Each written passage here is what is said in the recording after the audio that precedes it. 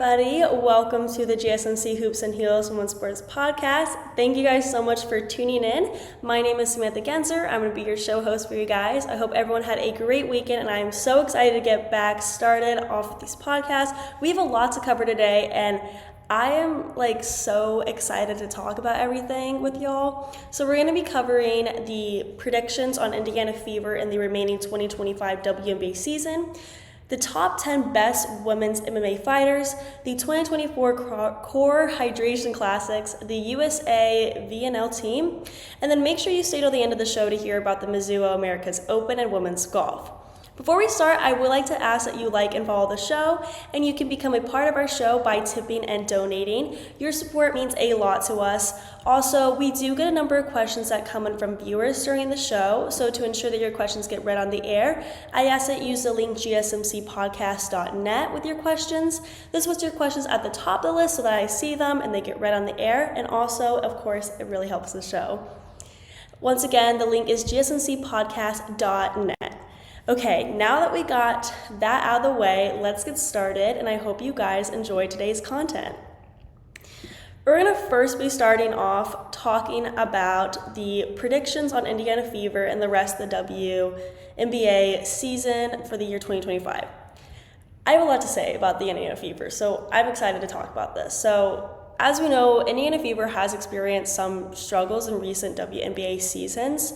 Over the past few years, the Fever has often found themselves near the bottom of the league standings. For example, during the 2020 season, they posted a 6-16 record, and similar challenges persisted into the 2021 and 2022 seasons, where they continued to struggle with their overall performance.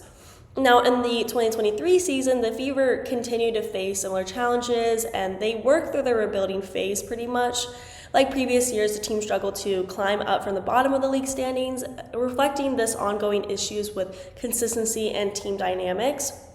Despite these struggles, the Fever remained focused on developing their young roster, aiming to harness the potential of their recent draft picks and younger players, and as we know, they now have Caitlin Clark on their roster.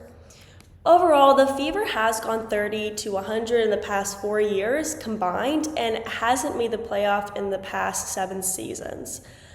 But Indiana Fever now has had consecutive number 1 draft picks with forward Aaliyah Boston in 2023 and guard Caitlin Clark this year. The 3 previous WNBA franchises to get back-to-back number 1 picks went on to win the WNBA championship within 4 years. The Seattle Storm did it twice, and the Las Vegas Aces have won each of the past 2 titles. The Aces, in fact, had 3 number 1 picks in a row. The Fever nearly matched that. They had a number 2 selection, forward Nalissa Smith, in 2022 before drafting Boston and Clark. The influx of premier talent lifted the Seattle and Las Vegas franchises quickly, regardless of how much the teams previously had struggled. Many of the number 1 picks were transcendent players, and getting 2 in a row was a double jackpot for them. For the franchises that won titles after getting consecutive number 1 picks, those players led their games in scoring in the championship seasons. But last season's 13-27 record was a big improvement after winning just 17 games combined the previous 3 seasons. Christie Sides, now in her 2nd season as head coach, said the Fever can build on the higher standard that was set. So Caitlin Clark being on the team, in my opinion, isn't going to make the team now 10 times better. Basketball is a team sport. You can't just add 1 person and then expect the team to be amazing. But of course, I have faith that with Clark on the team, the Fever will be performing a lot better than they did last season and the last couple of seasons. But if you look at how Clark has recently played with the Fever, it does make me a bit more worried for the team. Like maybe Clark isn't the right fit on this team, or maybe she won't be contributing as much as we would hope she would have. So if we just look at the first 2 games, Clark did not do so well compared to how we have seen her play at the University of Iowa. During her time there, Clark led the NCAA in scoring and was a consensus All-American. So we went over how Clark did in her first 2 games. I talked about it in my last episode, and then I also talked about it last week as well. of her first game. And I mean, I had a lot more of an analysis there. So if you're interested in hearing that, you should go check out those videos. But for now, we're just gonna talk very quickly like about her first 2 games. So in her first game, the Fever went against the Connecticut Sun and lost 92-71. Clark scored a total of 20 points, which is really great. She drilled each of her 4 3-pointers, but Connecticut forced her into a game-high 10 turnovers among 25 Fever giveaways and kept her to just a trio of assists. She picked up a pair of touch fouls in the first quarter, leading to an early break on the bench. Clark didn't score her first points until there was 5 minutes and 24 seconds left in the second quarter, which is pretty unusual for her. Now, although Fever coach Christie Sides said Clark wasn't to blame for all the 10 turnovers, it is still strange that Clark did all these turnovers, if that makes sense. Even though the Sun had defensive plans that really targeted Clark, it was unusual to see her struggle so much, especially considering the 10 turnovers just in general. I mean, I think overall the game really showed the over-the-top expectations were for Clark, but for like a lot of fans, including myself, we're surprised to see the 10 turnovers, even though that 20 points she scored were amazing. It just wasn't her best debut game, really. Then in her next game, she did play better, but she just didn't seem like the player that we saw in the Iowa games. Indiana Fever and the New York Liberty went head-to-head in Fever's second game, and the Fever had a really, really disappointing loss. The Liberty dominated the game in a win of 102-66. Clark played 30 minutes in this game, scored 9 points, had 7 rebounds, 6 assists, and 1 block. She only had 3 turnovers this game, which is a huge improvement from the 10 she had during her debut game. But here's the thing, she scored 9 points, and that's a low for Clark, and she hasn't scored that low of points since her freshman year at the University of Iowa. And then in her most recent game, Clark dropped 22 points and 8 assists against the New York Liberty. This was a career high score for Clark, so that's really, really, really good to see.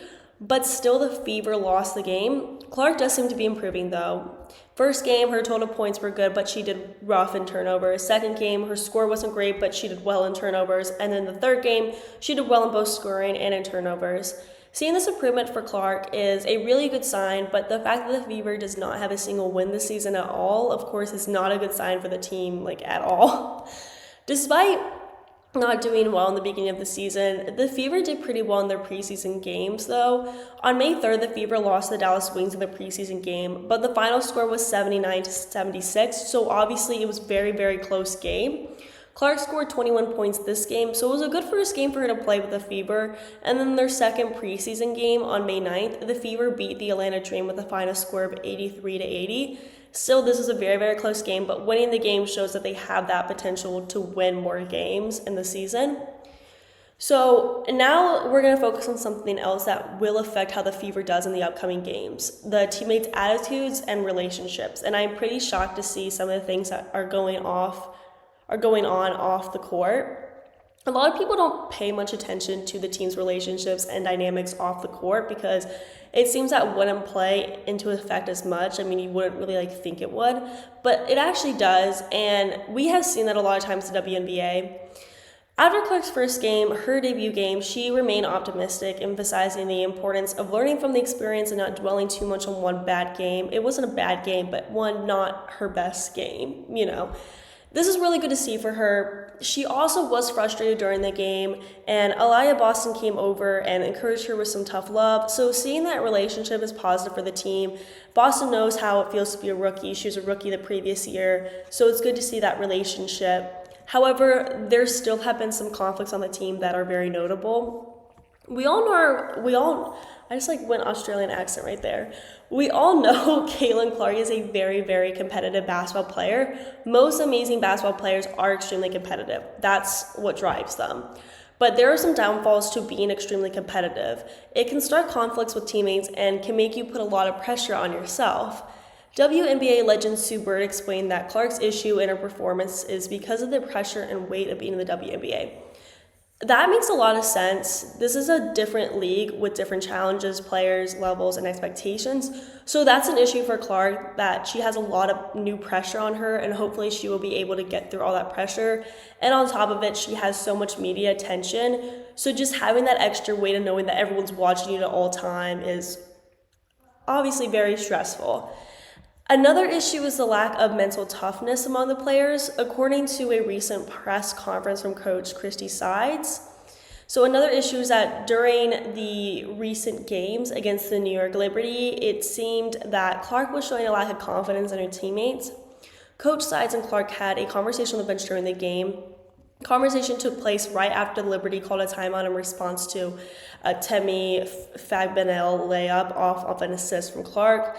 She dropped a beautiful pass from Clark a few plays prior, so it was just like not a good moment for, it was a moment. Anyway, that's not the important part of the story. Basically, the mic picked up Christie Sides saying something, and this is not like 100% what Coach Sides was saying, but this is what it seemed like she was saying. So she was heard saying, 100%, we will just give them time. And although whatever Caitlin Clark said to prompt that response did not get picked up by the mics, and it looked like she said something like, we need to catch the ball or they can't catch the ball. I'm not saying that's 100% what she said, but that is what the mics seem to pick up. That's just what I found in some sources. So that's where I'm getting that information from. I'm not saying that I'm like a professional lip reader or something, I promise. I mean, it would make total sense if the latter was speaking to her teammates' inability to catch the ball at that moment. As the Fever continue their season, the development of team cohesion and mental resilience will be critical factors in turning their performance around, really. And this whole interaction was quite a sign of a lack of mental resilience within the team and just teamwork in general and cooperation. The Indiana Fever, having faced a series of challenging seasons, have shown signs of potential that could be harnessed to rebuild and revive their team. Looking forward, the Fever's performance will likely hinge on several critical factors. With the inclusion of high-caliber draft picks like Boston and Clark, the Fever has a solid foundation of young talent. The key to success will be how effectively the coaching staff can develop these players, integrating their skills into a cohesive team strategy. Both Boston and Clark have shown potential to significantly impact the game, and nurturing their abilities could turn the team's fortunes around. Also, basketball is as much about team dynamics as it is about individual talents. For the Fever, fostering a positive and supportive team environment will be crucial. This involves not only developing on-court chemistry, but also ensuring that players support each other off the court. Building a strong team spirit and a culture of mutual respect can enhance performance, particularly in high-pressure situations. Coach Christie Sides and her coaching staff have a pivotal role in shaping the team strategies. We know that they need to focus on leveraging the team's strengths, such as their young guard's agility and shooting capabilities, especially Clark's, while also addressing weaknesses like defensive lapses and turnover rates. Strategic adjustments, perhaps incorporating more dynamic defensive schemes or focusing on fast break opportunities, could be beneficial. By focusing on these areas, I think that the Indy Fever can hope to rebuild a competitive and resilient team that not only improves in the standings, but also rekindles that passion and excitement of their championship winning days. So we're now going to talk about the top 10 best women's MMA fighters. Before we do so, we are going to be taking a very short break, so I will see you guys very soon.